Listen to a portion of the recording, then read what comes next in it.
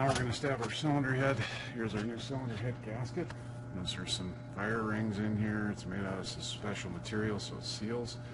Only goes on one way. We're going to go over those dowels, make sure all the holes line up like that. Obviously making sure the block is clean first. Okay, we're going to go ahead and install our cylinder head. These are guide dowels. I'm going to put one back here. I'll put one up in this area here. That just helps guide the cylinder head on so we don't damage the gasket when we come in.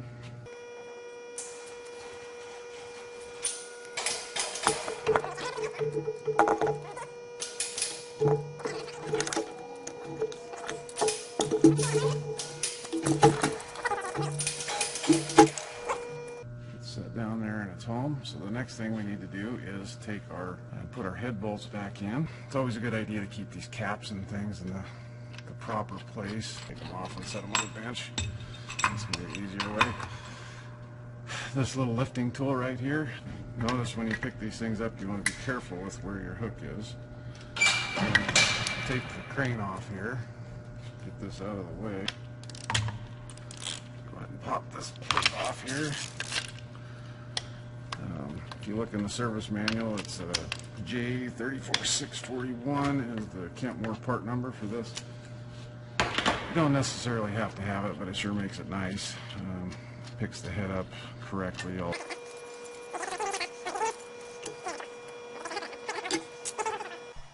have my head bolt here, and it has got some rust on it. These are usually need to be replaced every time you have them out. Notice there's a collar here, which you'll see if it's stretched, it'll look like an hourglass shape, like it's tried to get pulled apart. So what I'm going to do is I'm going to go ahead and run them on a wire wheel here. Move that so you can see. You should have that shield down. But I'm going to go through and clean it up.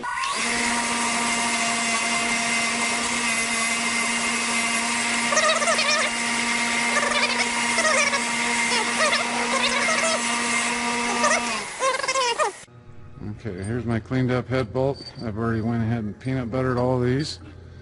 This is called International Compound, better known as peanut butter.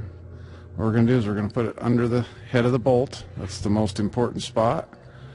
If you get a big old gob in there, it'll spread itself around. What it does is it helps with friction getting the head torque down. So we're going to also put some on the threads. I want to get that good. If you don't use it, if you use nothing, you want to use engine oil. This stuff is rated to be used with engine oil, so that's why we're using it. We'll put our cap back on so we don't dry it out, and then we'll be ready to put our head bolts. Okay, we're going to go ahead and start putting our head bolts in.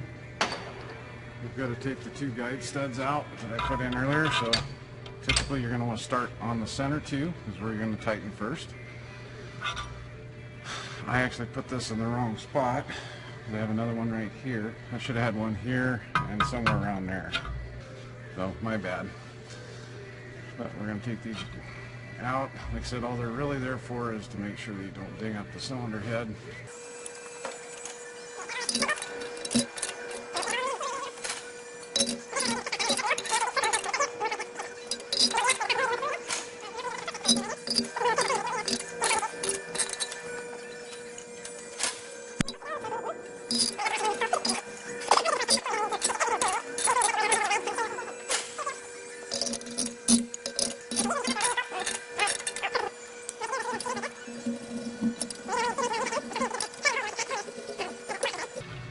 See how I'm going in a pattern like so.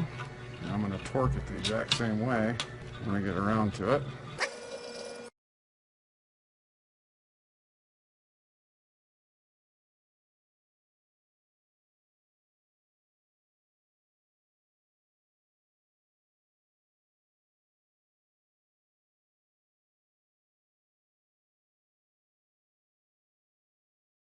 Okay, we're going to torque our cylinder head. Follow the procedure. We're going to start with one here. Already tightened that one.